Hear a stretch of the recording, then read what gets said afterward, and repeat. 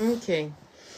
We're going to do a live on twin flame stories. They're all hypothetical stories.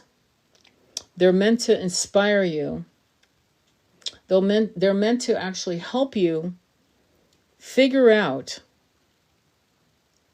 your own twin flame story. Because I feel as if we need to understand certain things on a transcendental level. The word transcendental is quite often used. Transcendental means you trust. Transcendental means you surrender. It means all kinds of things. And because it means all kinds of things, I'm going to give you hypothetical stories. Every story I'm going to say to you is totally made up. And I'm going to give you scenarios of the twin flame dynamics so that you can kind of get some wisdom. Okay, wisdom. Hopefully it'll help you. And it'll also help you understand Akashic records. It should also help you understand free will, individual soul contracts, and things of that nature. And of course, I just had a wonderful reading. And if you could share the live, if you don't mind, you can share the live. That would be awesome. Because I think this is an important one. So I'm going to wait for a little minute because I really want people to come on this one. Because, I mean, they're constantly, being told, oh, there's a wave of twin flames that are going to come into union. All the twin flames all over the planet are coming into union because it's a wave. Well, tell that to someone whose twin is dead. Tell that to someone whose twin is in jail for 20 years. Okay? Half the shit I'm hearing about twin flames, and I've been kind of tired, but I'm going to go ahead and break down some stories. So please share the live and let's get started. And then we might play with some cards, some messages. And thank you, Gemma. Thank you, Sherry. Thank you all for being here. I really appreciate you. Cosmic Canary, love to see you here. All right, so share the live and let's go.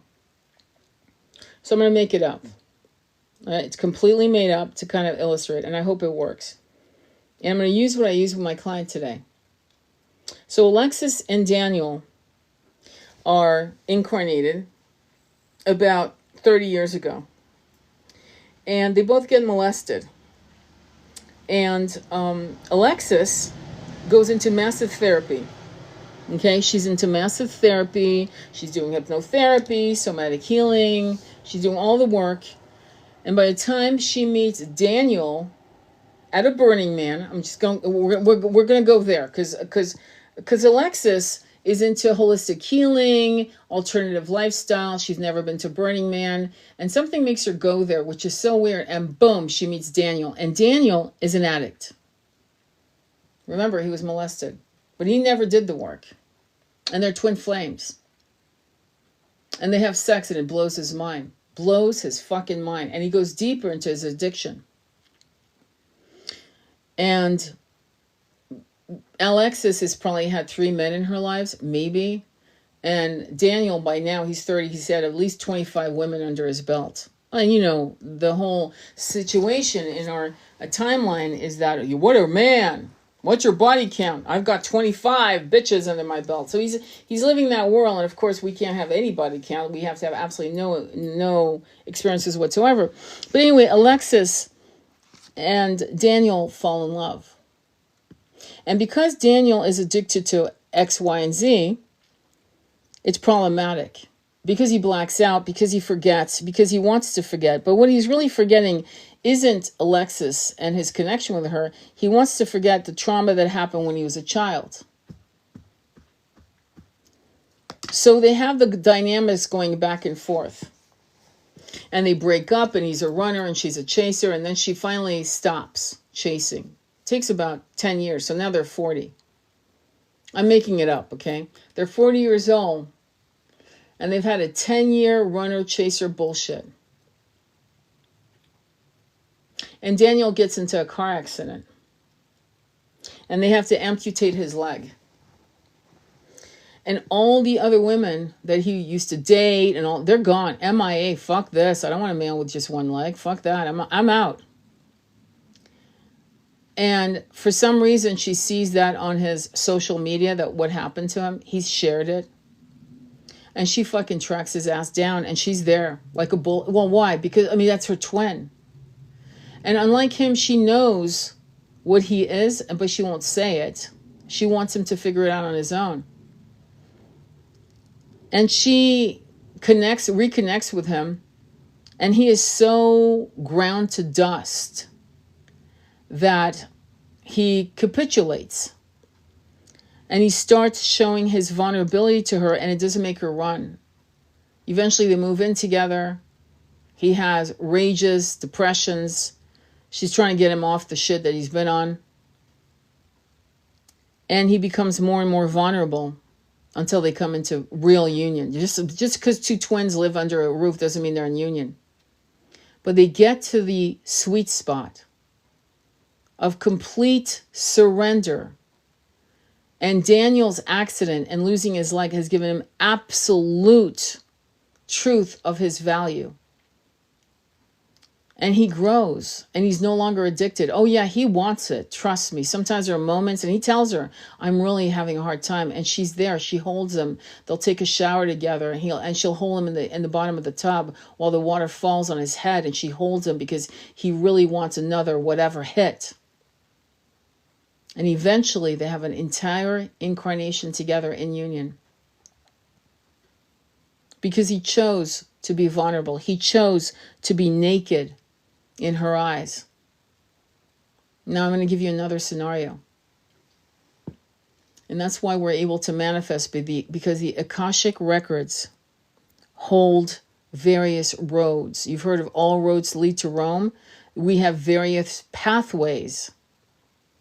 One pathway, you live in Japan. Another, you live in China. Another one, you live in France. Another one, you live in America. Pathways. And no matter what, if you're supposed to meet your twin, you will meet your twin in an airport, in a cafe, on a train. It doesn't matter where you are. The magnets of these unions will make it happen. Not to mention the universe, the soul contracts, whatever. Now I'm going to give you the same scenario. Daniel and Alexis, car accident, loses his leg, and goes into massive self-loathing. Why? Well, because his whole persona, because he's a beautiful man. You know, he used to lift. He's like 6'4", fucking looks beautiful. And now he has no leg, and women, like, they don't want to deal with him because it was all surface bimbos. And he sees no value in himself because his whole persona, his whole raison d'être was a full Daniel. 2 legs, 2 arms, whatever. And he is already in a self-destruct. He's always been on a self-destructive path because he never did the work. And so he goes deeper in addiction. So not only is he taking shit for the pain, you know, pharma shit, but then he's mixing it with the cocktail. And eventually he doesn't survive himself at all. It's an accident, but he doesn't survive. And Alexis is devastated. But Alexis has a spiritual compass that is so solid, 4-5D connection with the universe, that eventually she goes through the dark night of the soul, the last one, and she survives it. And she meets a high-level soulmate. And he's amazing. He's like tantric sex, and she never thought she'd ever love a man ever again. And Daniel will always be in her heart. And her high-level soulmate knows about Daniel. He's not jealous because he's a fucking divine masculine. And he's done the work. Do you see what I'm saying?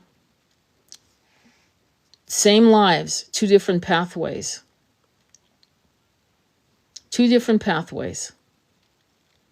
2 different, utterly different results. There's more. There could be 5, 7, 10 different results. But I'm going to give you 2 because I can't come up with stories again and again. But I am going to tell you this story. And it's actually a true story. It's actually a memory I had of me and my twin. There are connections where we will incarnate with our twin, and there'll be unrequited love, impossible love, activations, pass it like 2 ships in the night. And every one of them is showing a pathway.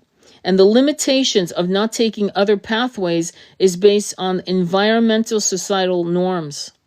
So let me give you the first example. What am I going to call them? So I'm just going to go with just the first one. So there's a gorgeous gypsy. She's wild. She's feral. She's fantastic.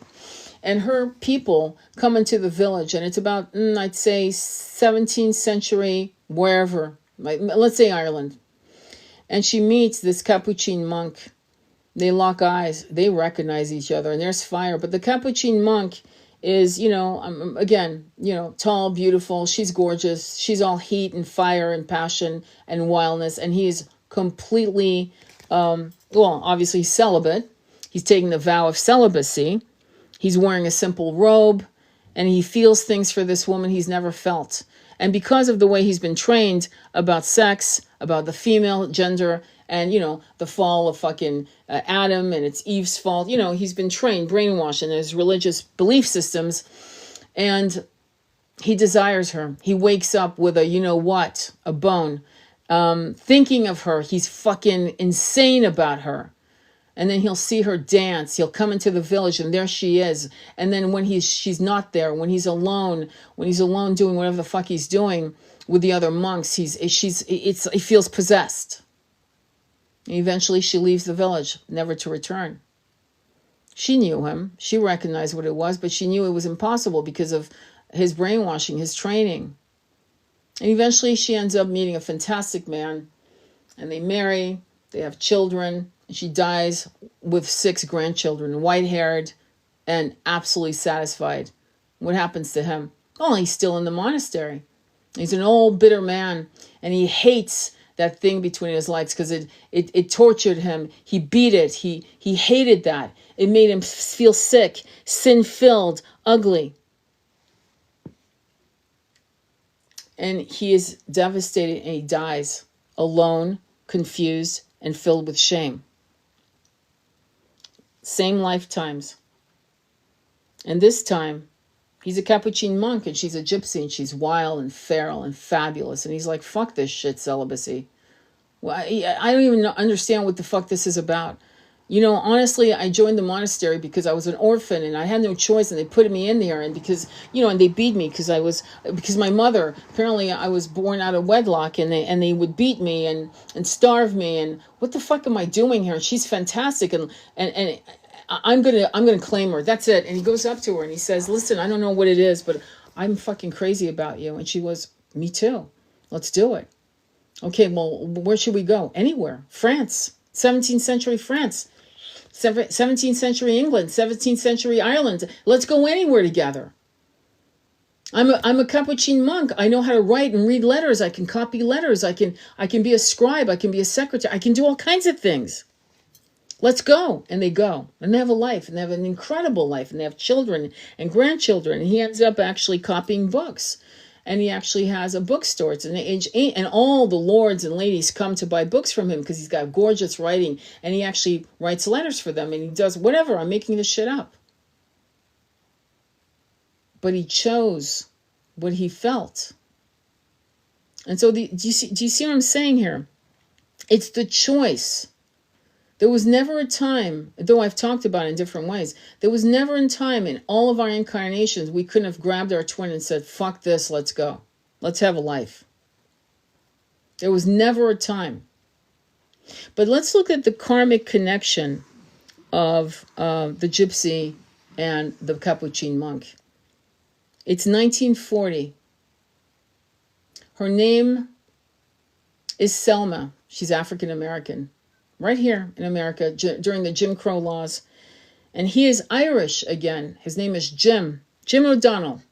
And Jim meets Selma and they fall in love. It's a dance. It's like they bump into each other. It shouldn't happen. It was Jim Crow. What the fuck? How do we bump into each other? But that's twin flame energy. It doesn't matter where you live and how you live and what society is doing to fuck people over. They meet. They fall in love. It's almost like an absolute recognition. And again, the situation is impossible. First of all, them falling in love is against the law, quite literally against the law. It's World War II. He ships out. They write letters. They fall deeper in love. And it's impossible. Her family's telling her it's impossible. His family and friends are saying, are you fucking crazy, man? What's wrong with you? You can't do this type of marriage. And they don't connect. She marries someone else, he marries someone else, and they never forget each other. And the pain The what if gnaws and eats them alive. He dies of lung cancer. She dies of a heart attack. Now let me give you another story. Same story, same incarnation, 1940. They meet in America, Jim Crow. He says, I'm shipping out. They write letters. He writes her a letter, come to France. We can get married fucking next week. She goes, what? Yeah, there's none of that shit here. Come. I'm going to get you a ticket on a boat. I got everything paid. I got everything. I got us an apartment in Paris. Come on, let's go. And she fucking does it. They have an amazing life. They get married. They have biracial children. They have grandchildren. And they die so happy. They die within like a few weeks of each other. But they have a beautiful life because they have fucking courage to just choose love and not let society tell them what was normal, what was acceptable, what was possible. The Akashic records, the reason why the Akashic library is a moving ocean of consciousness. It is a breathing, living library that, of course, records everything you've done in every incarnation, but it also, you've got 100 life paths you can choose if you have the courage to. At every point in this incarnation, you can write your life and then it's recorded. At any point, you can actually create addendums. You can change it. You can rewrite. It's no different than being a writer and writing a short story or a novel and saying, I don't like chapter 8, let me rewrite it. It's no different. It gets more complicated when both of you are married to other people.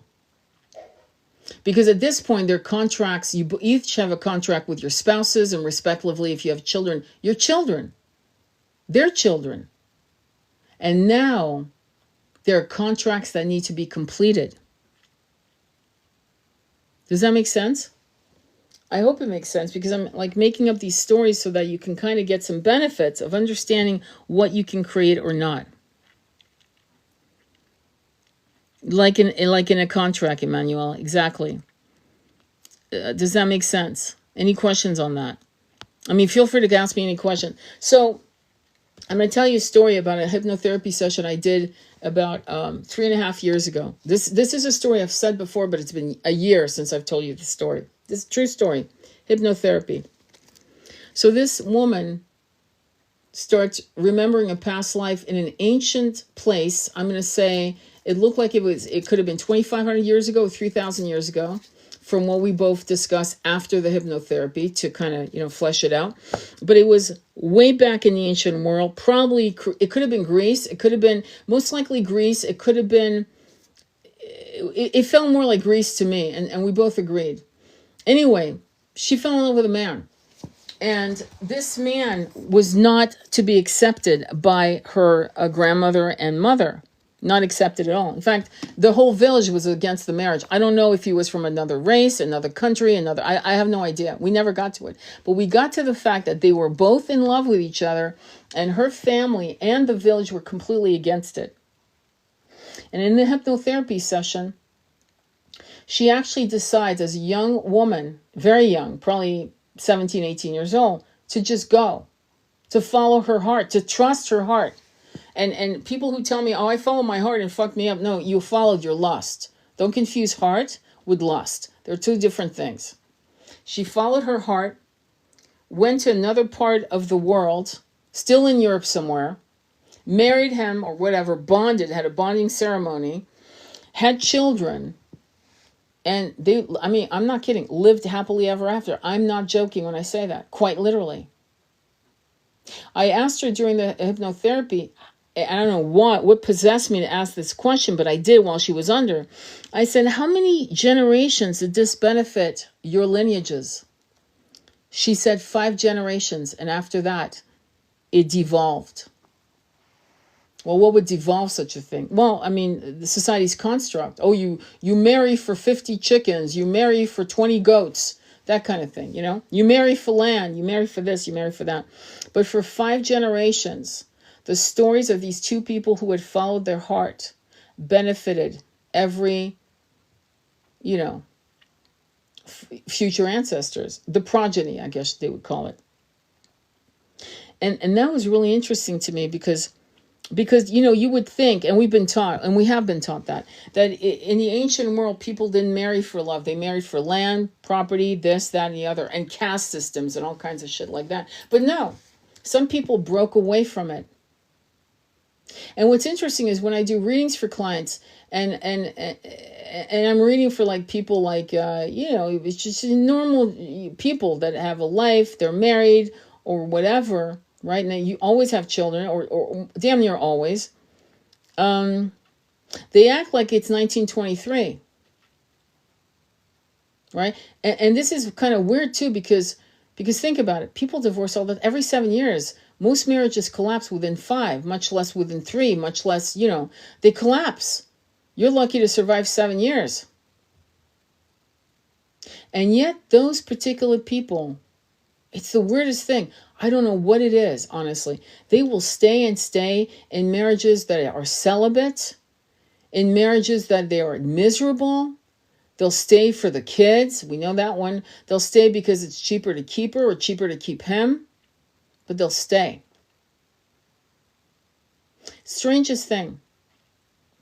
But yet it's not strange, because it's almost like there's an invisible hand saying, oh, Joe, you can't leave Jesse because you have a soul contract. You can't leave until your kids are 14.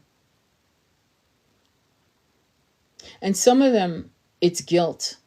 They know that the person they're married to is like a sibling love, and they feel extremely guilty, and they know that the person they're with loves them more than they'll ever be able to love them, and that they're more likely going to never be able to find someone. It'll take years for Jesse to meet someone, and they know, it's almost like they're saying to themselves, I don't want to be happier than my spouse.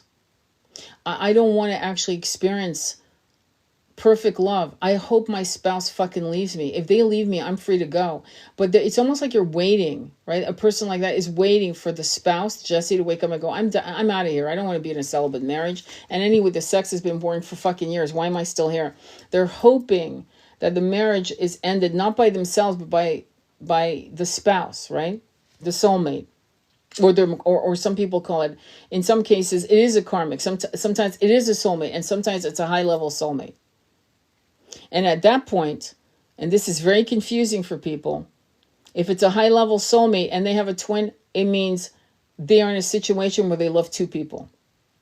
They love two people, and they love them completely differently. One's more soulmate, sibling, companionship. Oh, we laugh, and then the twin is like, oh my god, it's fucking game over. It's lights out. It's transcendental. It's transmissions from millions of years ago when you were both made together.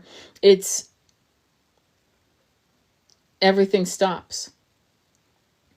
And one of the signs that twin flames all share, and twin rays. By the way, twin rays so far, and I could be wrong, but I'm going to say it. So far, twin rays, when twin rays are twin rays, they don't have a high-level soulmate that's going to be a lover. Or if they do, it's a passing thing like, hey, one more, we got to clean some stuff up, and I got shit to give you, and you got shit to give me, and then, hey, brother, it was great. And then, boom, you go into union with your twin ray, right? And never will they be with anyone else on that level, okay? And they're not looking for other, but twin ray means you're enough for me and I'm enough for you, and I'm not looking and you're not looking, and we both agree. That's ray energy. That's light energy. Whereas flame is, oh, I don't know, I'm addicted. I love attention. I'll bang a couple bimbos, male or female, and I don't know what I want, and I know you're it, but I don't know what that means. What does it mean? Why are you fucking in my dreams, girl? Why are you in my dreams? And so one of the things that twins share, and these are like certain things that we all agree on, all of us agree on it, is that when we sleep together, when we nap, when we're in each other's arms, the nervous system collapses into a sigh of relief, and we sleep like fucking babies. All of us have agreed on that. There's not one twin that's never told me that. We all agree we sleep like fucking angels. And we can never sleep that well with anyone else. Never. It's the weirdest, it's one of the weirdest things. Besides, because everyone's so, oh, the sex. Yeah, we know that. Oh, it's a given. But it's the sleep. And the sleep and the release and the feeling of safety and being completely home in their arms is a very twin flame and twin ray reality. That's a sign. If you can't sleep with your twin, I caution you. Is that really a twin? The numerology is insane. The synchronicities are crazy. The telepathy is crazy. But I didn't come on this life to tell you all this because you've heard of this. You've heard me say it, and all of us have said it. You've heard. But what you didn't know, and this is important, is what I said. I gave you these hypothetical stories. By the way, the gypsy and the monk, that was me and my twin, by the way. I remember that past life. This was actually a true story. The World War II, no, I made it up. But it's to give you something to hang your hat on to understand how manifestation works, soul contract works, and free will. Did you hear that with Alexis and Daniel, the free will? He had the free will to thrive or self-destruct. Right? And this is a cautionary tale for the masculines, because the masculines are 80% more likely to self-destruct and to go the wrong down the wrong street and to become loyal to the wrong people. And the whole point of some of these exercises of runner chaser bullshit, or some people go, oh, he can't, if he's treating you like shit, he can't be your twin. Yeah, sometimes the twin or high level soulmate will come in as a complete asshole. And usually when you're addicted, you're going to be kind of an asshole. You're not the happy drunk, you're the mean drunk or whatever. And you're going to come in and you're going to treat your twin like your female twin, typically female. And I'm not saying that's the case always, but I'm going to go with what I've seen over the decades, okay? So what happens is the twin flame masculine who's got some addiction issues, some trauma issues, and he's never done the work, and he doesn't want to. He's never gone to a therapist. He's never gone to hypnotherapy. He's never done somatic healing. He's never done shit. He's addicted. That's it. But he has a light. And again, the feminine twin knows, if she's honest, she'll go, I think you're a piece of shit, but I love your soul. My soul knows your soul. Though in this incarnation, your false ego is really ridiculous. And so the masculine twin comes in. It could be a soul contract in some cases. Okay, where the masculine twin says, I'm going to treat you like shit. And hopefully you're going to fucking walk and choose yourself. You're going to love yourself more than me. At some point, you're going to be so fed up with my fuckery and my shenanigans and my lying and cheating and running that you're going to say, fuck you. We're done in this incarnation. Kindly fuck off. And I'm going to heal myself and I'm going to be enough unto myself. And at that point, either a high-level soulmate would come. This is true high priestess surrender. I will let this soulmate come into my life, a high-level soulmate. Weak women go, I just want Joe. I just want Joe. Joe is all I want. Well, Joe stole your money. Joe cheated on you with your best friend. That's all I want. And that's not it. The universe is saying to you, and so is Joe's soul. Joe's soul is saying, I'm doing all this shit. My soul is horrified I'm doing this, but you're not getting the lesson. And when you hit the mark is when you say, that's it. I will not let anyone wipe their dirty feet on my heart, in my consciousness. You are not going to lower my frequency another fucking week. I will go through the dark night of the soul. I will go through the grieving of what could have been and was not. And I will choose myself. And two things can happen. Again, the path split. Because again, Joe can wake up at any point, right? So now let's call her, I don't know, Sally. Sally decides to go into a massive healing journey. She's reading all these books. She's meditating. She's journaling. She's doing somatic healing. She might even be doing plant medicine, whatever, right? And maybe a year elapses, maybe 10, maybe 20. We don't know, right? And we don't care, but she's had a lover. Maybe she has a high-level soulmate, and they have a great time. And then her high-level soulmate passes. And Joe calls her, finds her on Facebook, Instagram, whatever. And he says, I'm really sorry I did that to you. You know, I'm an asshole. I went through some shit, and I want to say I'm sorry. I hope you're happy. I wish you well. And Sally tells, well, it's great hearing from you. Like, this is incredible. How have you been? I got my own business. I got my shit together. I cleaned up. I'm no longer addicted. I'm clean. And I've done a lot of work. I've gone into therapy. And I want to apologize. And I hope you have a wonderful life. And I hope you're with the right man. And I should have been that man. I'm sorry I failed you. And he's expecting that will be it. It's a goodbye in a way, right? But he has the courage to repair what he did. A year later, 10 years later, whatever. And Sally says, oh my God, can we meet for coffee? Oh, I'm in Minneapolis. Oh, I'm in Texas. All right, well, can we FaceTime and have coffee? And the relationship starts. So there's all kinds of ways it can go. And the thing about what people don't understand is when the separation happens, let's say you let go of a twin that's being an asshole because they're abusing themselves and you are an extension of them, which makes sense, right? And so you finally choose yourself and you do your thing and you have a whole fucking life with another lover or whatever. And then it's time to meet again. And it turns out really beautiful. Or maybe, I'll give you another scenario, Joe calls and Sally's happily married. And she would never jeopardize her marriage for anyone. Especially the betrayal that Joe showed her 20 years back or 10 years back or whatever. And it is a goodbye. And it is a repair. And it is a thank you. I'll see you on the flip side of the moon. It can go multiple ways. And when you are in separation with your twin, instead of crying about it, which you will cry about it, trust me, I fucking couldn't even breathe, okay?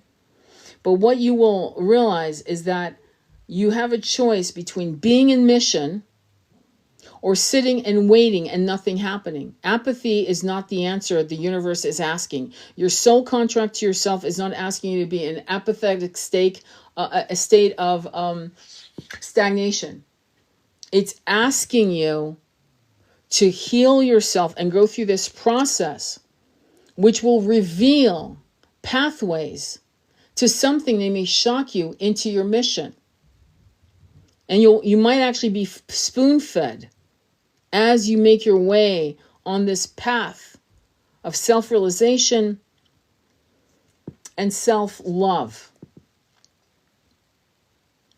And when you do that, one way or the other, because when twins are incarnated on the same timeline, especially in this particular century, the age of Aquarius, you'll keep meeting again and again and again. And because of the consciousness of our evolution in the collective awakening, when your twin or you die, you will still, again, 4D, 5D consciousness, you will still be able to communicate with your twin. Your relationship will not end because now they're on the other side of the veils and you're here in 3D, 4D consciousness or whatever. You know what I mean? You're in 3D, planet Earth, and they're up in the realms, other realms on the other side of the veils. The union continues. So what does that mean? It means that if they're on planet Earth and you're on planet Earth, you're still communicating. You're still, I don't care if you're married to other people. I don't care what the fuck's going on. Your union in the higher levels, your higher souls are still in union. You are never not in union. Not if you're in the body, not if you're married to other people. Not, in other words, and you have the capacity as a multi-dimensional soul. You have the ability to love two people. One where you're not in union, for example, your twin, while you're with your soulmate, high-level soulmate. And when it's time to be in union, there will be signs. And I mean fucking overt signs. They're not being subtle. They're at this point, it's almost like somebody's ringing the bell. Okay, lunchtime, time, let's go. And so some of the signs will be massive dreaming, visions of them. They'll have visions of you. Activations will happen for both of you, and both of you will go, what the fuck's going on? Hang on, did they die? Are they okay? And you'll start researching and trying to find each other, and you will connect. If there's been a long separation, suddenly you'll realize, oh my God, they unblocked me. And then you'll unblock them, and you'll go, holy fuck, or whatever. Do you know what I mean? Suddenly you'll see their videos on your FYP and you'll go, wait, I'm not even following them. What the hell is this? So you might even, if you live in the same city, bump into each other. I had a twin flame situation where she lived in the same town for 25 years and did not bump into him until, I swear to God, she was married 25 years to an abusive husband with her son, blah, blah, blah. And then when she finally was done and it was time for them to meet again, suddenly they started bumping into each other fucking every other day. It was insane. And you'll see other signs. The sad part about the average twin masculine is that many of them are asleep. Many of them are in 3D. And most of the women are in 4D consciousness, and some of them are tipping into 5D, meaning they're fucking advanced. And they're so much more advanced than their twin, it's almost scary. And your job is not to regress. Your job is not to wait. They need to catch up. They need to catch up, or it won't happen in this incarnation. It just won't. And trust me, I don't want to say it. Okay? I don't want to say that and put you in a hopeless state. But you have to be, you see, I have a client I've been working with for 5 years, right? Oh my God, let me read some of the comments, and I'll tell you in a minute. I want to read. Did you say you're making it up a lot? No, it's like, I'm giving you like spiritual clinical stories. I'm making them up just to make it easier for us to just get to the meat of it. But yeah, I'm making up the stories, but not the actual spiritual wisdom of it. Does that make sense, Michael? I hope I answered that. Let me see what else. Is it possible to have a lustful?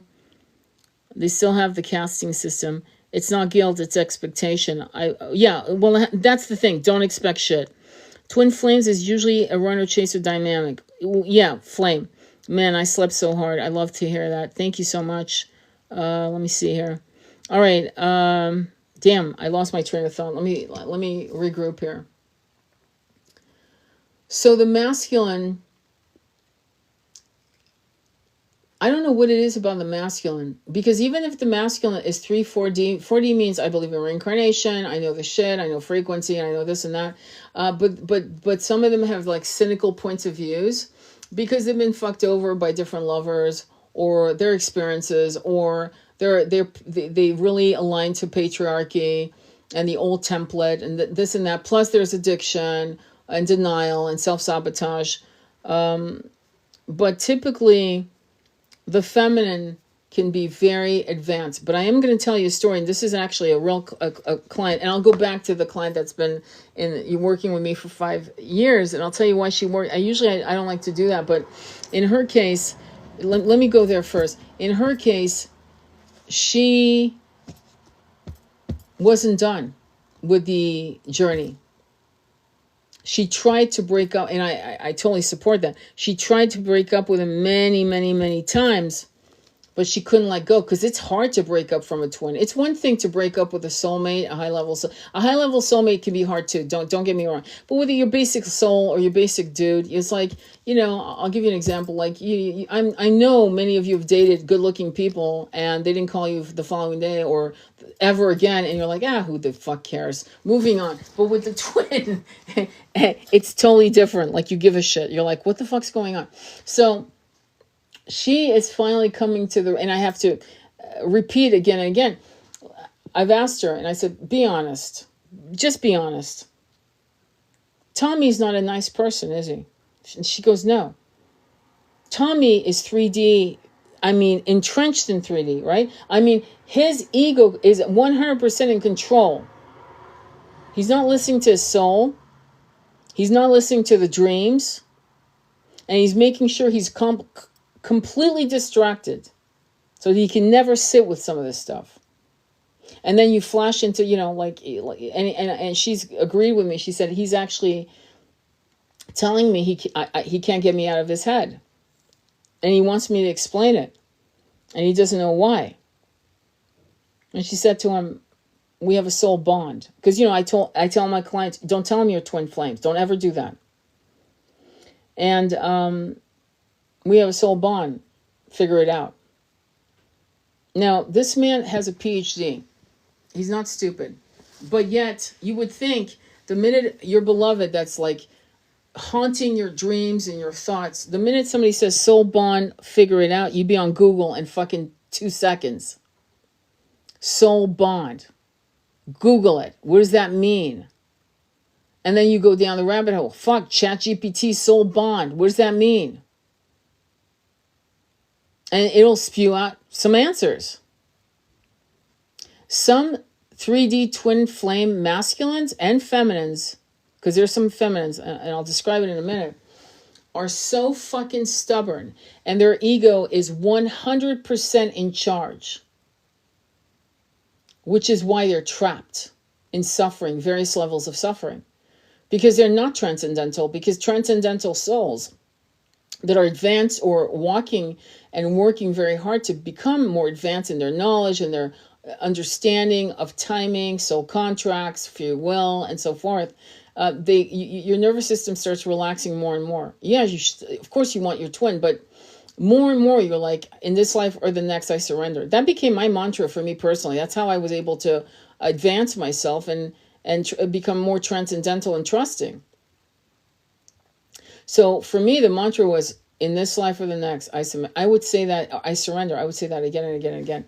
I'm going to tell you of a man who was incredibly advanced, very advanced. And the client was shocked because she thought I was going to stand by her. and he was right. So I'll give you the scenario.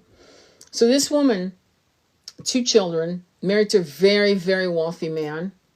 They live in a penthouse in New York City.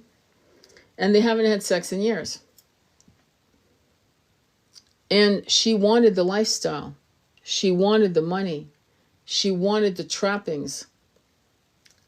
And her twin spoke to her on the phone and said, "You're not ready. I'm going to block you. And when you're ready, I'll know and I'll unblock you." Now, when she told me that story, she thought I was going to say, "Oh my God, no, he's wrong." And after listening to her for a while, I realized, I said to her, actually, your twin is actually quite wise. Because let's be honest. Why aren't you divorcing? The kids. The kids what? You're not poor. You're not poor. You have money. You'll probably get a fat fucking check. So why are you staying? She couldn't answer the question.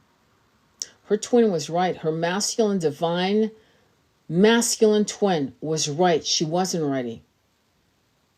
And it was painful to him. And he didn't want to talk to her until she was ready. And he was right. And when I told her that, trust me, it triggered her because it was a truth that she needed. She called me for another reading 1.5 years later. And I asked her, "Are you getting to that point?" "Oh, it's the kids. You know, the kids. They need their father." And that was the last time I ever heard of her.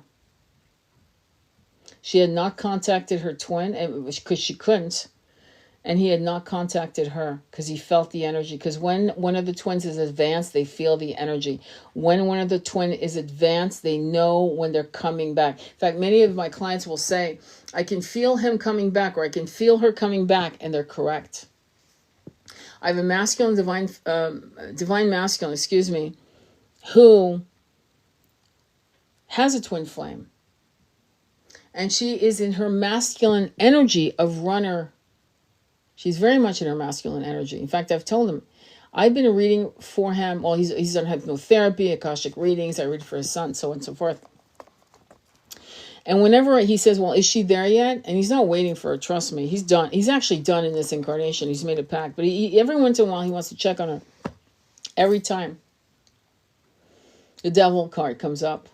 And it will come up again and again and again. And I'll feel the energy. I go, she's in her toxic shit. She's in her masculine energy. She's shutting down her heart. She might be doing some of the trappings of spiritual new age woohoo, buying a couple books, thinking very... like, "Oh my God, I'm doing yoga. I'm advanced." And she's not. She's in her toxic, runner, angry, bitter, and cynical energy. And I keep seeing it again and again and again. It's insane. And after a while, he finally realized, yeah, not in this incarnation. I'm like, yeah, I'm sorry. Not in this one. No, unless something insane happens. Unless something fantastic happens. Where she literally has a moment of such aha self-realization that she does a fucking complete 180. Which, by the way, can happen. But here's the thing. You can't wait for that to happen. Because I had a friend, she's my best friend. I've known her for over 30 years. And she has a twin. Brilliant guy, PhD, Shaolin master. I kid you not, he was trained in China. And so all the things, on paper you'd want to have. But he would not come into union with her. And I've talked about her before. She ended up developing throat cancer. She nearly fucking died. So this twin flame shit isn't a joke. It will make you sick if you pine away and wait for them to see you, choose you. When you come into your mission, you go, you know what? I choose myself. Fuck this. And I'm not gonna wish them harm. I wish them the best.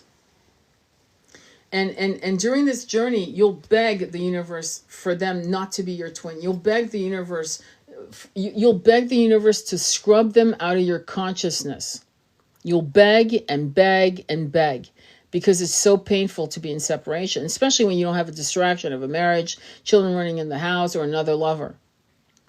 If you're fucking alone, you don't want to feel this.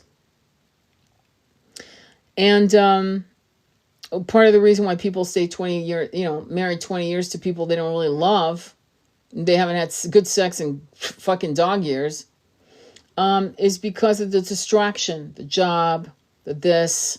Let's do let's buy a house now. Let's buy a new house. Let's sell that house. Let's get the bathroom redecorated. Oh, the kids need, before you know it, 20 years have elapsed and you're like, what the fuck? Where did the time go? And then suddenly you're sitting in a quiet house and you're realizing that you don't want to be with your spouse anymore. And then you remember of a past love and suddenly your mind, your soul is calling out to this love. And you're remembering the flashbacks. You're remembering never not thinking about them in some aspect here that maybe once a year, maybe every week, maybe whatever. But you always carried them in your heart in some capacity. And then you connect, and there you go. The relationship begins. The triggering begins. It's not a happy ever after because you're fucking triggering each other. Because in the 20 years of whatever, false marriage, false connections, false union, whatever you want to call it, or let's be fair, or it was a very important connection. You had to have children with this person. No one else, this person. Because the kids and the contracts, the souls that came through as your children, you'd all agreed before you were born that this was going to go down like that. All of you agreed. But in some cases, free will does stop. Maybe one of the agreements was you left the children when they were 3 or 10. Or maybe in some soul contracts, you left the marriage when the kids were all, 18. Until the last one was 18, and then you left. Abruptly, packed your shit and left. This is why you really have to develop heart coherence to give you the courage and the ability to see things you don't want to see. But I've noticed that when you're not supposed to be with the person that is the love of your life, which is your twin, it's like the veils drop and you go into a sort of amnesia when it comes to them. You're still doing what you need to do. You think about them here and there. Don't get me wrong, but you don't pine for them. You're not obsessed. But then when it's time and you go through the separation could be a day, 3 days, a month, whatever. then it gets heavier and heavier and heavier. And then at that point, yeah, you're like gasping for air, you know? It's, I just want you to know that all of these scenarios that I hope it's helping, because I guess the point is there's no wrong way to proceed. But I do feel like sometimes people do have excuses, like the woman with the money. Is she doing it really for the kids? Or is there something else she needs from this marriage? What does it give her? And so to excavate why you're in a situation, it's one thing if you're both broke, because there are people who literally stay married, though celibate for years, because honestly, they can't afford to live away from each other. In other words, they are literally codependent, and it's financial codependence. But in some situation, it's not about money. It's not about that at all. It's something else. It's an egoic fear or a need to be accepted. Maybe there is a soul contract with the kids where they want to be in a two-parent household, and even though mommy and daddy live and the kids know it, in separate bedrooms. I mean, pretty much the household knows, oh, mommy and daddy don't sleep together. And maybe the inability for her to leave is that truth, you know, for real. And maybe it's not the trappings and the money. I mean, to be honest, I'm giving you all kinds of scenarios because every scenario is different. But I remember telling this story quite often when people go, it's cheaper to keep her and shit like that. I always bring up Catherine Zeta-Jones and Michael Douglas. And Michael Douglas saw her on Zorro, fell in love with her. I mean, it was going to be just a side piece for a minute, right? This girl. I mean, she was gorgeous in Zorro, right? So here's Michael Douglas going, yeah, I want that. It's like a shopping magazine. Like he's got a catalog, calls his agent, whatever. They arrange it. They meet. She's into older men. And they have an affair. And he didn't think this was going to happen. But they fucking fall madly in love. I mean, I'm talking about madly in love with each other. They're still together. And when he realized that he really loved Catherine Zeta-Jones, and she also was like, I mean, trust me, she was getting a lot of fucking movie roles. She was going to have her own money, and she does. He paid his wife, his soon-to-be ex-wife, $50 million.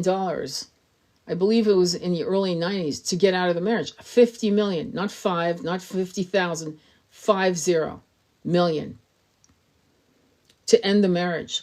And he damn near immediately married Catherine Zeta-Jones. They have kids. I'm sure they're adults now, and they're still together. So when there's a will, there's a way. And for whatever reason, I think Michael Douglas didn't see money as an impediment to make the decision to commit to this woman. And they definitely have a soul bond. I'm not going to say they're twin flames. I don't know. But I do know this. Their soul bond is solid. Solid as fuck. Unlike Kim Basinger and Alec Baldwin. Fucking shaky as hell. That doesn't mean they're not twin flames. Let's make it up. Let's make it up. Let's make it up that Kim Basinger and Alec Baldwin were twin flames, are twin flames. And look at what happened. And let's make it up that Catherine Zeta-Jones and Michael Douglas are twin flames and they're in union. One had courage and the other one, they were both, well, Alec Baldwin is kind of got a lot of issues, okay? Self-destructive issues. And I don't know about Kim Basinger, but I know that it fucking destroyed her. At the end of that situation with him, you can tell it destroyed her. And it destroyed her because I think she was waiting. It could have been all kinds of other reasons. I mean, I don't know them, and I've never done readings on them, and nor would I. But my point, and why am I saying that? Because you can't wait for these people to come back to you. I don't care if it's a twin flame. I don't care if it's high levels. I don't give a fuck. You got to keep going. You got to keep moving. It's really important. It's like water. It's like a waterfall. You got to keep moving, keep moving, keep moving. Trust that when the timing is right, they'll either come in this life or the next. You cannot destroy yourself. You are on my head, so spot on tonight. You never cease to amaze me. Oh, I'm glad. I'm glad that this today. Yeah, something after this reading, I was so inspired. You know what I mean? But So the conflict of these connections, and again, society's mores, pressures, religious pressures, right? I mean, I have clients who are Hindustani, they're Hindu, and they still do, still I mean, not all, but many still do the arranged marriage, right? Based on Vedic astrology and shit like that. And sometimes it works out. It really does, actually.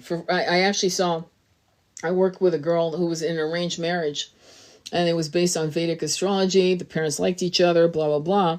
And they had an amazing marriage. I'm not joking. I mean, sometimes the universe will say, well, there's nothing we can do.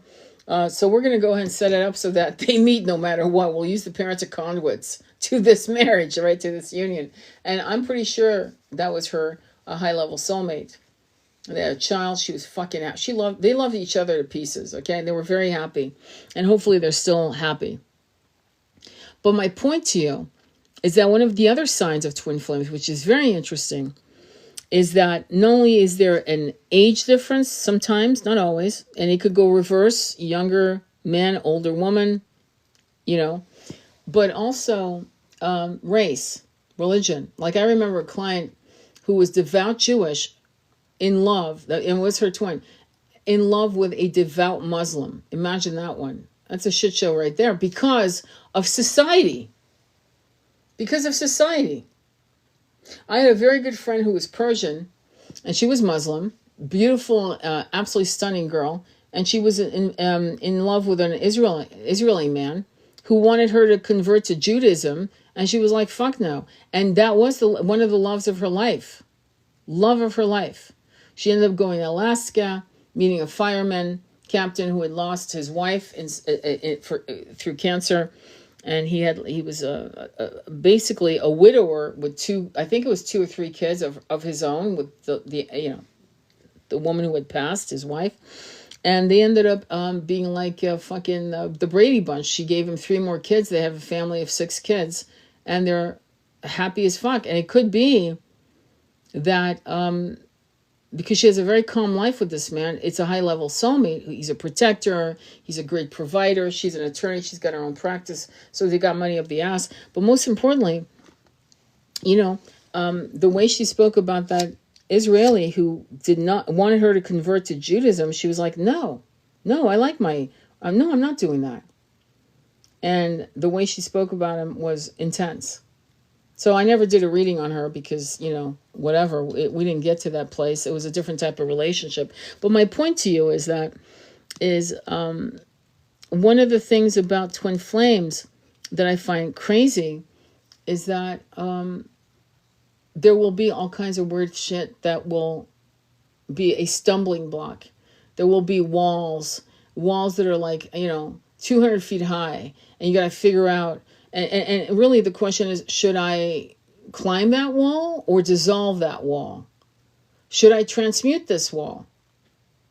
And really it's free will. Your free will is your birthright. And the problem with free will and, is that if you don't love yourself enough, if you feel any shame, any self-loathing, any doubt, any type of corrupted, conscious freezing points that stop you from living your most authentic life, it will prevent you. These soulmate twin flame connections are there to activate you back to your truest self. And so when I tell you that right now, many of us are brainwashing not just this incarnation, but many incarnations, and they're called some scars, impressions for many incarnations, right? Is that we're working to stop playing small. I'll make you up a story. Joan of Arc, perfect story. Why? Well, because she's incredibly psychic, telepathic, and she's hearing voices, and no one thinks she's crazy. No one actually around her in the Middle Ages think that Joan of Arc is cuckoo. Because you see, she actually is able to harness these French warriors to follow her in a battlefield and push the British out of their country. And then she's betrayed by the French king. And so she's taken into a fucking monkey court by the British, who were a bunch of assholes. And, she's essayed, because that's common sense. What do you do to destroy someone's consciousness? That's the first thing you do. Besides, that's war. That's the war games that we're not going to accept anymore and moving forward. In fact, war is off the table, moving forward into 5D. But anyway, abuses are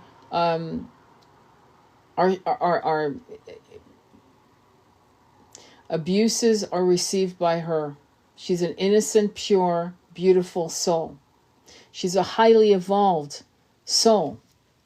You really think warriors would follow a little slip of a French girl unless there was something shining through? Let's use our common sense. So she is burned at the stakes. Her root chakra has been abused, destroyed. Her sense of self and her injustice, and the injustice that goes on for how long? I forgot how long the trial went, but it went on for fucking months. And she's accused of everything that you imagine, and no one's supporting her. No one. Because it's the British that have her now. The enemies, the people she defeated. What kind of reincarnation do you think she's going to have? Do you really think she's going to have an open chakra and a root chakra that gives her the foundation of power? Do you really think her solar plexus is going to fucking pulse power? A soul like that is going to actually have to rest for a while. And some scars of that incarnation and the traumatic reality of that will have to be stripped away from her by light healers. And eventually she might try out an incarnation in India, right? Where in the 20s or whatever, she would come in as a feminine again and become a teacher and be revered and taken care of. Maybe she's born in the 1800s rather, and she dies in 1929. But in that whole incarnation, she's kind of safe in the temples. She's revered. She's safe. She's protected. And then she's done. She doesn't have to come back into 3D ever again. But in between the Joan of Arc incarnation and that Indian life, she might have had incarnations where she felt guilty that she failed. She felt ashamed of the root chakra abuse, thinking it was her fault. All kinds of things could have happened to her consciousness when she died. And she would have, let's just say, had some incarnations where she was timid, afraid to speak. And that's exactly what's happened to many of us. Many of us aren't really comfortable with speaking our truth because many of us were high priestesses, priests, druids, druidesses, and witches. And we were always, or what a concept. We wanted to actually translate the Bible, right, into the common man language, English, Dutch, German, whatever, right? And we were burned at the stakes because God knows we wanted to actually make the Bible available to everyone in the common language, not Latin. But we were put on the rack. William Wallace on the rack. People disemboweled, shit happening because they were fucking rebels. If you questioned the Bible, you were fucking lashed. If you questioned any holy scripture, what they call holy, Quran, Torah. There was a time when women were not even allowed to read that. You would be harmed physically in ways that are so barbaric we can't even wrap our heads. What kind of reincarnation would happen the next one? And then you would actually fucking lobotomize any fucking no. The amnesia would be from the blockages of the trauma. And in the ancient times up until recently, we used to incarnate cycling like a hamster wheel. We'd we literally run back into an incarnation and run back into an incarnation. It was not unusual for us to have 4 or 5 incarnations in a 100-year period or more. You have an incarnation as a 3-year-old, you died of pneumonia. Boom, next. You have an incarnation as a little boy and you're in a war and you died at 19. Next, and like that, right? And that would solidify the brainwashing. The brainwashing being afraid of standing in one's power. You have to understand, the kind of infrastructures, it doesn't matter if you were in India, it doesn't matter if you were in parts of Africa, it doesn't matter if you were in the West, it doesn't matter. I think the only people that were truly free, honestly, when I think about it, I'm trying to, some tribes in Africa, definitely the Amazonian jungles, some parts of India, remote parts of India, remote parts of Peru, the Native Americans, the Mayan culture. I'm thinking of places where it would have been okay to be fucking questioning, curious, talking about things that may have been not, that were allowed, where you could actually experience your conscious downloads in a safe space, right? But that wasn't regularly what was happening.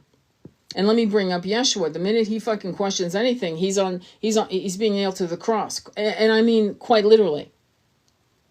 The minute he's pushing back at the infrastructure of the machine of greed and avarice and fuckery beyond fuckery, his life is ripped out of his hands. So it's not like we don't have examples. You know, they talk about how women, midwives, herbalists, fucking psychic, God knows that you, I mean, millions of us, millions of you, I don't care if you're a man or woman, you have that memory of that trauma that goes back, and it literally clogged your throat chakra. It fucked up your root. Your solar plexus was fucking annihilated. And it's taking you until now to self-realize, to self-awaken, to trigger yourself back to your truest self. And what's happening is some of you are still struggling with standing in your power and speaking your truth through visual art, dance, poetry, filmmaking. Should I go on? Architecture? I don't care. Whatever the fuck it is. It's a form of communication. There are people inventing, we're still getting that, by the way. There are people inventing ways to capture water. There's another guy, African-American man, I forgot his name right now, and one of you probably knows it, who's basically turned plastic into a fuel, diesel fuel and regular fuel. Why isn't that Nikola Tesla? Great example of creating and harnessing energy, free fucking energy for the entire planet, electricity being free. And these people being destroyed. We're still seeing that outcome. And so the throat chakra being muzzled, this feeling of inventing, originating concept that could liberate the planet, and people being fucking shut down. Where it's actually dangerous for your life to actually expose it. Do you know how many times the big C has been cured? Do you know how many times? Hello? And so it's not, when I say all these things and telling you, of course you're fucking muzzled. But the more of us that wake up as starseeds, the more of us who walk in our power, the more of you that ignite yourself into power, we become the majority.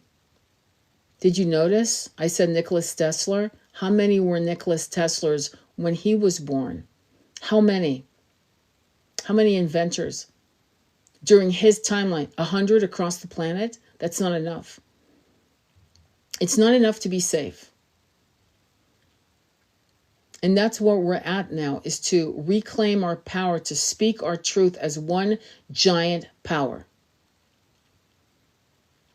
And why did I go there? All of it. I mean, I started with Twinflames, and because the infrastructure that I kind of gave you, these make-up twin flame stories and connections, and tying some certain things with the Akashic, free will, this, that, and the other, was to say that every single decision made out of fear was made from an infrastructure that was annihilating the truth of our hearts.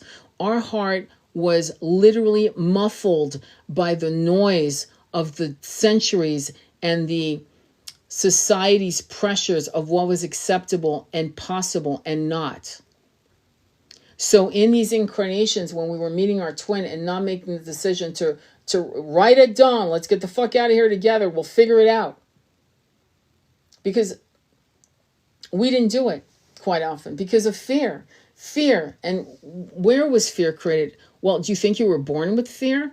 Well, at some point you started being born with fear, to be honest, because you were being brainwashed with every cycle of your incarnations until you forgot yourself. But then what happens now, for whatever reason, and this is such a gift to you, and you have to really realize that a lot of the pain, we're purging some massive shit right now, all of us.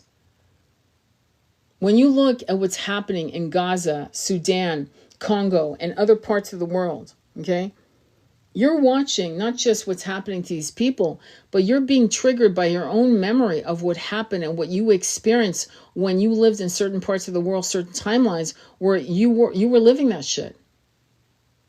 You died of famine, the Irish famine, engineered, and other horrible engineered brutalities. So many of us who are waking up, like, you can't run back in the closet and close the door and think that you're safe. You're not. In other words, you can't unsee what you've seen. So you might as well go all the way in. And the irony is, if we can all do that, individually, collectively, and so forth, that the very problems that are making your runners run will collapse. And they'll feel safe waking up. And they'll turn around and walk back towards you. You know, addiction doesn't just come out of a newborn baby. It is created brick by trauma. And the frequency of these incarnations start becoming a match. Does that make sense? I hope it makes sense. Do you have any questions on this? Let me see. We will get to help the war vets, the disabled, and so many more. My nonprofit just won a bid on theater performing arts and is in my blood and part of the mission. That's fantastic. We will get to help the war vets, the disabled, and so many more with this theater. That's extraordinary. You covered so much of what I needed to hear. Good, I'm glad. So, any questions? This is a good time to ask me a question. Does anybody have a question? Please don't be shy, because this is not the time to muzzle your questions. And please don't ask me personally a personal question, but ask me a question that's going to be, help you and help others. Any questions at all? Congratulations, Cosmic Canary. Because now you're on your mission, and you never know. And you know what I mean? But I don't want to say anything on this live because it's personal, but you know what I'm saying. We'll see what happens, right? Some twins aren't meant to be in this incarnation. They were meant to activate. Once they don't do what they're supposed to do in this incarnation, at that point they're meant to activate. I'm sorry, I can't talk. I've been talking all day. They're meant to activate you. You know what I mean? And that's it. And because they've decided, again, free will, then they're not going to wake up. That's all there is to it. There's nothing you can do about it. You know what I mean? But what I'm going to say to you, with all the stories that I gave you, right? There's multiple stories. And you can manifest, and that's the best way the best way to manifest your twin isn't to manifest your twin. The best way to manifest your divine counterpart, and you got to trust and surrender, is, let's call him Joe. You say Joe or better. In other words, you say to yourself, Joe, who's a player and an addict. Joe is fully healed or on the way of healing. His addiction, he kicked in. He's monogamous. He understands that, like being a boy whore isn't going to work. Or girl whore, whatever the fuck the situation is. And Joe is this, Joe is that, or better. Or even better than that, you say my divine counterpart, my divine consort is monogamous, this, that, and the other. He's funny, he's spiritual, we laugh our asses off, the tantric sex is off the charts, we travel, we read books to each other, whatever the fuck your interest is, we're loyal. I mean, he's loyal, I'm loyal, we are incredible match. To be honest with you, if I were you, I would do that. I would manifest that over Joe being healed. I would just be, and here's why. Because when I did it with my twin, I just called to the universe saying, send me my divine counterpart. I didn't mention my divine consort's name because I was like, whatever, I don't think this is going to work out. And I was fully open to however long it was going to happen. I was open to that. I figured, fuck, I have a lot of shit to heal. And the person who showed up was my twin. It was my twin. Trust me. You're not, even runners, chasers, whatever, and then eventually you become neutral. You're like, I'm not chasing you. It's like somebody throwing you a ball and you just drop your hand. I'm not catching your ball. I'm not volleying this ball. I'm not playing volleyball with you anymore. We're done. You either wake up or get the fuck out of my way. I got shit to do. And you become you're like, okay, well, I'm just going to do what I got to do. I'm going to let the universe show me the way. I deserve a counterpart and he will come. And when it's time, and I trust. I've got shit to do anyway. Frankly, I'm so it's time, and I trust. I've got shit to do anyway. Frankly, I'm so fucking wounded. I'm not ready for any good man. I'm going to fucking ruin him if I meet him today. If I meet him today, I'm going to fuck him up. And to be honest, and it's the same with a man who's in love with his twin flame fest. And it's the same with a man who's in love with his twin flame feminine. If he had a really good woman, a solid fucking high priestess come up to him and he's still pining for his toxic twin, he's going to ruin that woman. Hurt people. Even if they're kind people, they're still hurt. So there's a reason why this silence. And to be honest, I don't think I told you this. I think I might have, but I'm going to see if I have. Anyway, I'm just going to, if I repeat myself, I'm sorry. But what I noticed in 2017 when I was doing readings for people, I saw all kinds of really great people with complete assholes. I swear to God, it was horrible. And then in around 2022, probably during COVID, right? Towards the end, I saw good people breaking away from toxic people. And for the last 3 years, I've been seeing good people, fabulous people, the whole bit, good looking, brilliant, curious, sweet, generous, celibate. And now I'm starting to see good people, frequency matching to good people. Whether it's a twin, a high-level soulmate, it doesn't matter. But I'm seeing people now moving towards each other who are frequency matched to each other. Not the out of balance shit I used to see, which was the toxic fucking person with the very high frequency person who was lowering their frequency and taking on the karma of the toxic person. Because if you, and again, I hope that makes sense. Of course you're taking the karma of this toxic person. Why? You're in love with this person. They keep going to jail. You keep bailing them out. You could save money, but now you can't because you see what I'm saying? This toxic person gets into a car accident. Your deductible is $1,000. Right? Do you understand what I'm saying? So toxic people can fuck up your karma. You could be born with fantastic karma, fantastic numbers, a life path of ease, but because you're loyal, damn near to your own demise, you actually, their karma becomes yours. So I remember one of my friends, I mean, she's an ex-friend, and I wish her the best, don't get me wrong, but she kept falling in love with men in jail. After like 3 years of that, I was like, yeah, I think we're done. I mean, it's not that I told her we're done. I just let her go. You let people slip out of your life. But the point is, and it wasn't because I was judging her. It was too much drama, and it was draining to hear the same fucking story with two different guys. And all of them were in jail. That means that they were unavailable. And they were, well, I mean, let's be honest, and they were toxic.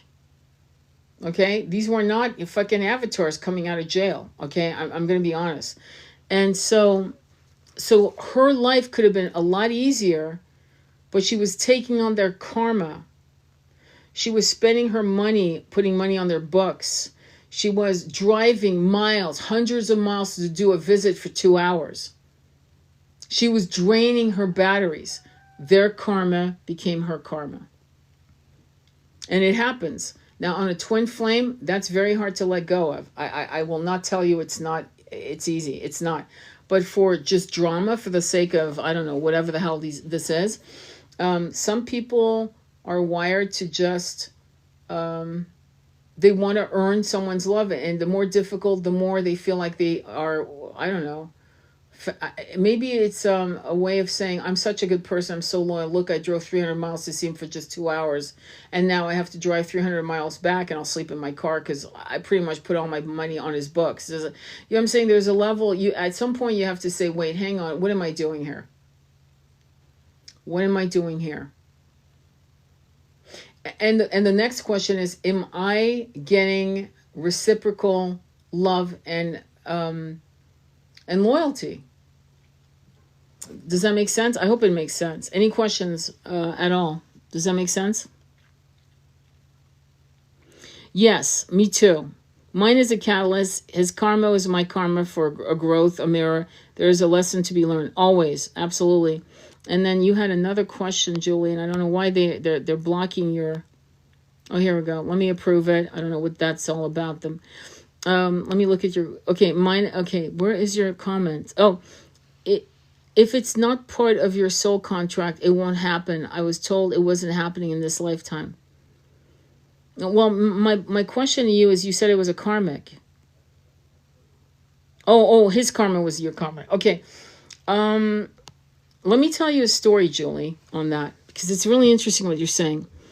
And I'm going to repeat her sentence. If it's not part of your soul contract, it won't happen, I was told. It wasn't happening in this lifetime. I'm going to be blunt. There's certain things we don't know about soul contracts, because the soul contract is an ever-moving sea, and I'll explain to you in brass tacks. Have you ever heard of hurricanes coming to our shores and say, "Oh my God, hurricane level 6, whatever"? I'm making it up, and suddenly the winds blow it out. And what was a hurricane? People boarding up their windows, getting ready, fucking evacuating from the seashore. And suddenly it just literally goes back into the ocean and just collapses into nothing. Some of these soul contracts with twins, it's not the same as a soul contract with other soul tribe members or just your basic regular Joe Blow. With a twin flame, this is what I've noticed, okay? Is that when we incarnate in the same incarnation, we're not here to just kick rocks. I've told you about all the shit that can go wrong and all the shit that it pushes people to. In other words, your life isn't done. Okay? So though you're twin right now, his karma became your karma and you decided to call it a day, and then this person said, oh, it's not in your soul contract because or else it would be. You know, that's bullshit. Because you're fucking, until you're dead, I don't care if you get a message from him in 20 years that says, I got the big C. I'm calling all the people I've fucked with. And you say, where are you? Because you're twins. I'm in San Francisco. What hospital? What are you going to do? I'm coming to see you. And you go down there, you fly in because it's your twin. And you tell your husband or whoever you're with, listen, I have a friend and I gotta go. And you go. Because that's your twin. It's not some fucking karmic asshole. This is your twin. And he just told you that he probably has a week or so. And he's saying, I'm sorry. And he's saying, I fucked up. And I really, and you go to his bedside and you stay there for 3 or 4 days before he dies, and you're sleeping in that room with him, and you're talking. You're not having sex. Clearly, sex is off the table. The man is sick. And you connect with each other, and you say all the things, and then you tell him about how death looks like, and he's going to be okay, and you become his death doula, and you hold his hand, or maybe you hold his head in your lap until he takes his last breath. Now, you could be that woman that gets on a plane, or you could be that woman that's so afraid. So afraid. Well, it doesn't make sense. I mean, I haven't seen him in 20 years, and anyway, he's probably not my twin, and anyway, whatever. I'm not going. And he dies alone. Or he dies with somebody else, a nurse, whatever. But in those 3 days, if you fly in to say goodbye, in those 3 days, you have cleared massive fucking karma. You've cleared up a lot of shit. He's able to say, I'm sorry. And you're able to say, I forgive you. Face to face, eyes locked with each other. Give you face to face, eyes locked with each other.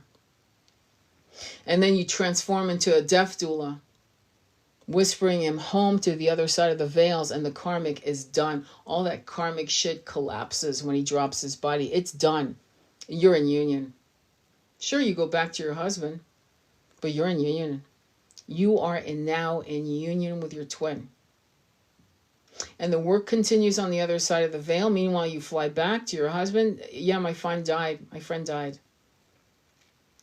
If you have a really good high-level soulmate husband, you'll say, he was my lover. And I haven't seen him in 20 years, and I said goodbye. And if you have a very good husband, you'll tell him the truth. If you don't, you keep that shit to yourself. There's certain things people don't need to know. I'm not into lying by omission or lying, but in this case, I'm like, fucking keep your peace. It's none of their business. You either have, and again, it should make you question who you're married to, that you can't tell them the truth. I have a friend, he was an ex-lover. I'm flying to San Francisco. A good husband, a good wife will say, let me pack your bags. Let me pack your bags. How long are you staying? I don't know. And you call each other every day. How are you? I'm okay. They're afraid of dying. It's okay. Why don't you tell them about this book? Because see, when you are married to a high-level soulmate, the irony is that that soulmate that is yours is also your twins. You're all related, spiritually speaking. So a high-level soulmate would understand the bond. Very similarly to my husband, who was a high-level soulmate, understood my bond with my twin, and I understood the bond my twin had with his high-level soulmate woman, who I met when I was 18. We were both not jealous. Well, I wasn't jealous of his beloved soulmate. In fact, I kept thinking she was the twin for a while, until I realized, oh no. And trust me, when I realized he was my twin, I was like, oh fuck, this is going to be fucking roller coaster. Like, I wish it was her. But now I don't, because we did the work. But you see what I'm saying? So when somebody says it's a soul contract, I'm not convinced of that, because even if it is written in the Akashic records, if a person with free will does the shift that they need to shift, that is now removed, and the new energy and the new contract is written. As a matter of fact, I have a guided meditation in YouTube that is about rewriting your soul contract with planet Earth, because you definitely don't want to be in 3D ever again. That's number one. So it's a guided meditation on rewriting your soul contract with planet Earth.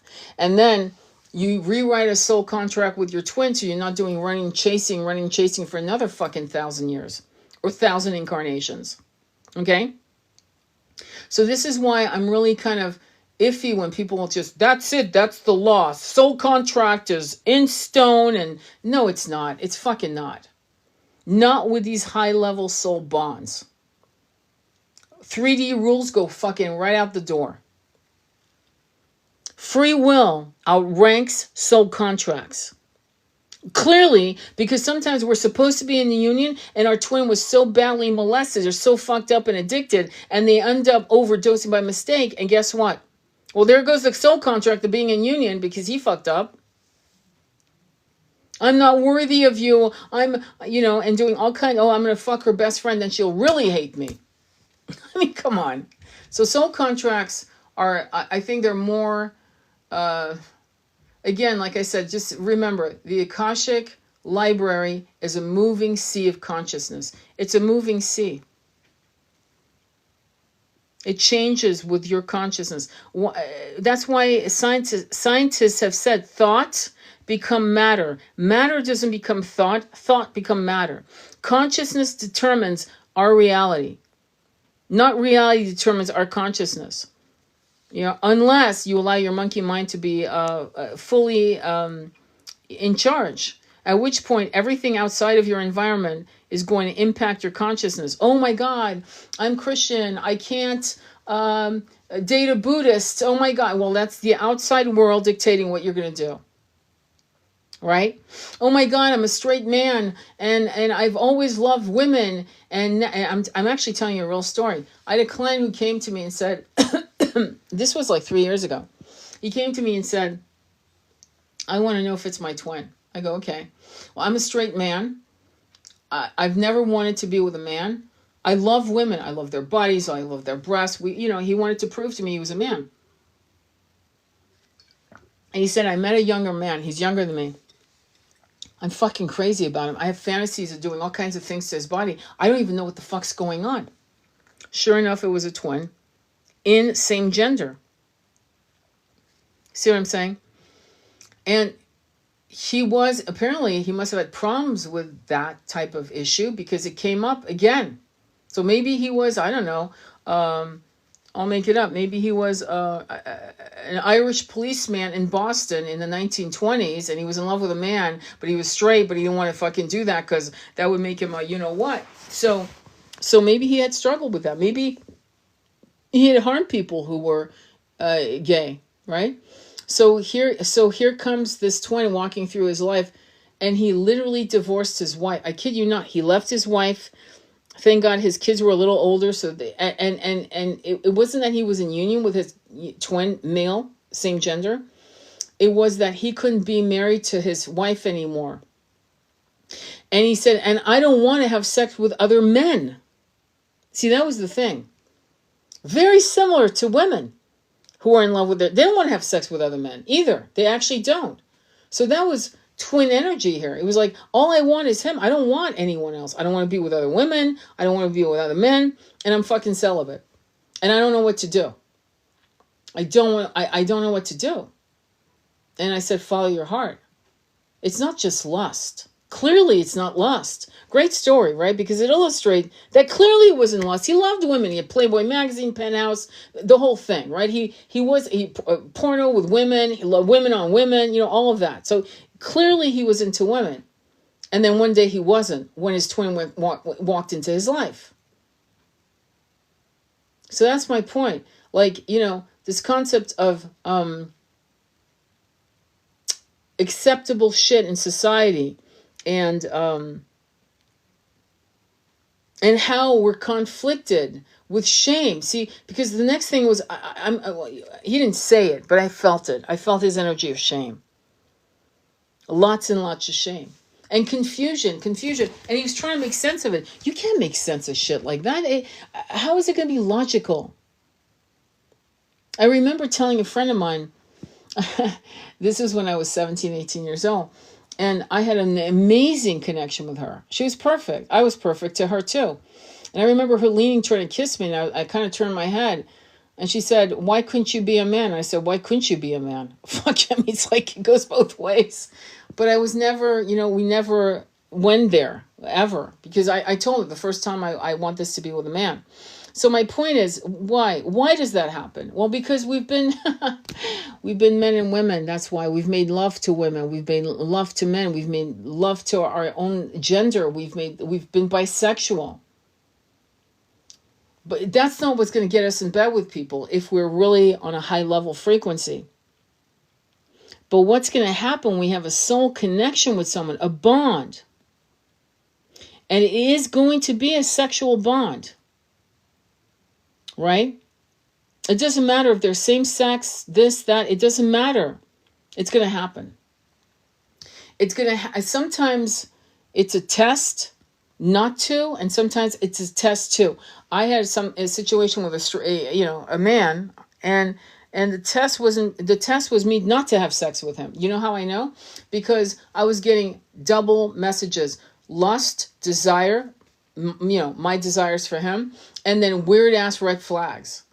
And I don't mean what he said. Mostly his body language which set off a red flag. So after a year, I went to hypnotherapist, my hypnotherapist that I used to work with. And I keep telling that story, but I had 4 past lives and they were all bad. They all ended very badly. And that's when I knew, oh, that was a test. Okay, yeah, let's not, we're not going to have sex with this man. In fact, we're ending the whole fucking situation. And I broke a karmic wheel. I broke out of a hamster wheel with repetitive negative toxic cycles with this man. And literally a year after doing that, I was in union with my twin. Okay? And the union lasted 4 or 5 months. And then we went into separation again. But does that make sense? So, like, we need to, like, keep reminding ourselves expansion. And I hate to say it, and I'm not trying to be disrespectful, but part of me has massive contempt for organized religion because I know why religions were invented, why they were done, especially Judeo-Christian, and how it oppressed, shamed, destroyed people, and racism and religion.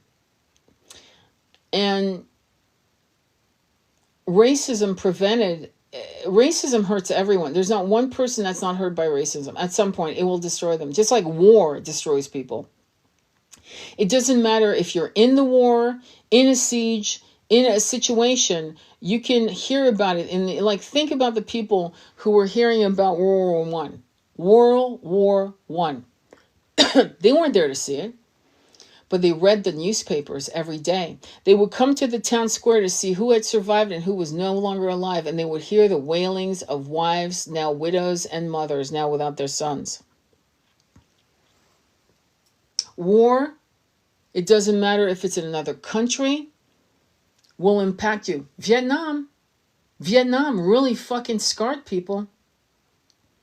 It wasn't just that, we were seeing footages. It was that later on we heard the stories.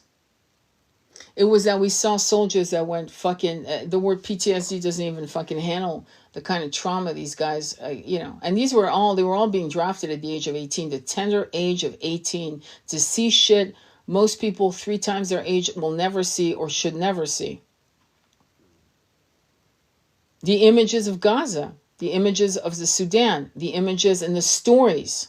I didn't see, one of the stories is the 140 women who knew the UAE mercenaries were going to come in and, violate them, essay them, and they all committed harikari. I still talk about that. It still impacts me personally. Because there's 2 aspects to that story. It's all these incredible women making a pact that in the next fucking 10 minutes, they won't be alive anymore. And they're going to do it together. Because I'd rather die on my feet than on my knees. That takes incredible courage. We don't have to see footages. We can hear the stories, read the stories. And it hits us and cuts us. So we are impacted by each other. And we can't allow society's mores, society's edict, its rules of engagement to dictate who we're going to marry, how many children we're going to have, where we're going to live, how we're going to live. We can't allow it. Because that whole system has harmed people. It has harmed people. There's a very famous story of a couple, biracial couple called the Loves. There's a movie about them and also a documentary. Beautiful. They're both physically beautiful. And they went to jail because during Jim Crow, they weren't allowed to marry. And they married. He loved her. He was blonde, blue-eyed dude. And they had been raised in an environment, I forgot exactly what state, where it was black and whites lived together. It was a small little hamlet. But they lived together, and so they lived together. It was a small little hamlet. But they lived together, and so they all grew up together, and they weren't affected by Jim Crow. It was almost like they were bubbled away out of that bullshit, right? And when they came to age, They fell in love and became lovers, and they were like, "Fuck it, she's pregnant. I gotta marry this girl." Not to mention, you're not telling me I can't marry her. And they went. I think he went to jail. But you know what? They changed their laws in this country. Number one, and they changed the world. Well, I mean, they changed America at least, at the very least, because in Europe, no one was doing that shit to anyone. So racism and false religions and religions that say you got to convert or else I can't marry you, or whatever the fuck it is that people do under my religion, my God, your God. What are you talking about, your God? You mean God? No, I mean my God. Your God's different than my God. It's like George Carlin would have a field day with this shit. But it's harmed people. My ex-husband was a Vietnam vet who never got help and couldn't talk about it except with another vet. Yeah, because these guys, I mean, who else you can't talk about the horrors you've seen. Does that make sense? Can you imagine talking about this shit to a woman? She might actually disrespect you. She'll never look at you the same way. That's how they see us. You know, they see us as, I'm not going to tell her that. She'll never see me the same way. You know, and usually guys that have gone through, I remember my father came out of World War II in Europe. And I remember every story he told me once and never again. Never again. If I didn't catch that story, it wasn't going to be on a repeat. Because the guys that really saw shit, they didn't want to say it twice. They never did. So I remember sometimes he'd be up at 3 o'clock in the morning. I'd get up to go pee, and I'd see that red cherry on his Pall Mall cigarettes lighting in the, fucking darkened room. And he'd be in the mood to talk, and I'd sit down, and he'd start telling me stories. It was almost like he needed, a witness. And so I'd be that witness. And I remember every single story he ever told me. And, so these guys, they're not going to tell anyone. And only another vet who's seen similar shit is going to understand similar shit, is going to understand and not judge and not have a horrified face. See, I think it's also the shock and the horror in one's face that I don't think these men want to see in your face as their lover, wife, whatever partner. They don't want to see that because it feels judged, because they might internalize it as, I'm a piece of shit. They already feel like they're a piece of shit because they had to do certain things to survive. They had to come out alive or not. And they had to do some shit to survive. And most people don't want to talk. And I can't say I blame them. I wouldn't want, if I was a vet out of a war like Vietnam, which was fucking horrible, or Afghan's another one that's really horrible. I mean, I can't, I would be pulled so fast on this if I told you some of the shit I heard. LA Times article did a whole week on that particular war. And the guy who wrote A Perfect Storm went into Afghan, and he wrote a book about it. And he said, I've been in combat zones, in combat situations, and, as a journalist, blah, blah. This is the worst shit I've ever seen. He said, you could literally, I will say this. He said, we were losing 40 pounds. And it was so dry and hot, we would sweat and not even know we were sweating. We were dehydrated and didn't even know. And he said, it was insane. And some of the shit they saw done against children, it was bad. It was bad. It was very, very, and they had to stand down. They couldn't get involved. So, it's brutal shit. So, and this is what we're doing as a collective, is we are saying we do not consent. When I tell you women that if you do not start co-creating 5D, many of you will never come into union with your twin, because your twin will be looped in the meat grinder of 3D infrastructure ruled by the 1%. 5D collapses all our problems. And the problem with most people is they're so used and conditioned. You're like conditioned. It's like, I've said it before, it's like the elephant in the chair. And I told this story before, but I'm going to say it again. A young woman, acted like she was putting on a halter on her horse's head, right? You know, the halter over the ears, the muzzle, the bit, right? It was invisible. There was no halter. And then she acted like she was holding a rope underneath the horse's chin, jawline, right? And then she just walked with her little fist like she was holding on to, and the horse was following her as if she had a halter on the horse's head. So part of the reason why we're not getting to the place of 5D fast enough, in my opinion, is because most of you can't conceive 5D. You have no fucking idea what to expect.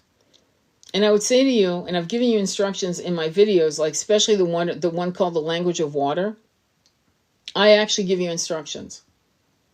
I've done a guided meditation on 5D and what it looks like. It's also in my, you have to look through them, unfortunately, on YouTube. And the problem is you have to decolonize. And when I mean decolonize, I mean spiritually decolonize your brain. Because I tell you, if I told a 3-year-old, yeah, 5D, what is it like? They'd ask. And I'd say, well, you know, there's all kinds of magic. And if I want something, it just appears. And there's no wars. There's no harm comes to children. All the children are safe. And you're safe wherever you go. And people are so nice. And there's communities. They're all over the place. And we have so much fun. And sometimes when we have an argument, we work it out as a community. It's really good. And no one's really a leader. It's more like wise people that guide us. And also we can see light beings that come and visit us. And it's so, a child would go, I mean, a 3, 4, 5-year-old, 6-year-old child would actually play it out with me. No problem. No, not a fucking problem. We would be having tea. We'd be making forts in the woods. And we'd be talking about 5D. And I'd say, do you see that fairy up there? You might say, well, that's not 5D. Kids do that in 3D. Yes, exactly. The point is, but when they see the fairy in they're seeing something. And it's not made up. Their eyes, their lens isn't just 3D. Children's lens are 5D, 6D. They see shit. And they are in awe. They haven't been brainwashed completely yet, unless they've been traumatized by their parents or others. You know what I mean? All right, it's late. I'm going to go. Oh my God, it's 2 o'clock in the morning. Holy fuck, damn near. I want to thank you for being here and for listening. I hope this helped. If you want to do a reading with me, an Akashic reading, hypnotherapy, you go on my website, go on my link through my profile. Please follow me on YouTube. This video will be uploaded by probably tomorrow afternoon. And you can check it out if you missed anything, especially the hypothetical stories of twin flames, reincarnation, and amnesia, and looping into Runner Chaser. I think it'll help. If you missed that, I highly recommend you go check it out. Okay? All right. Sending you much love. Thank you, Letty. Love you. Love you all. Thank you all for being here. Namaste. Be well.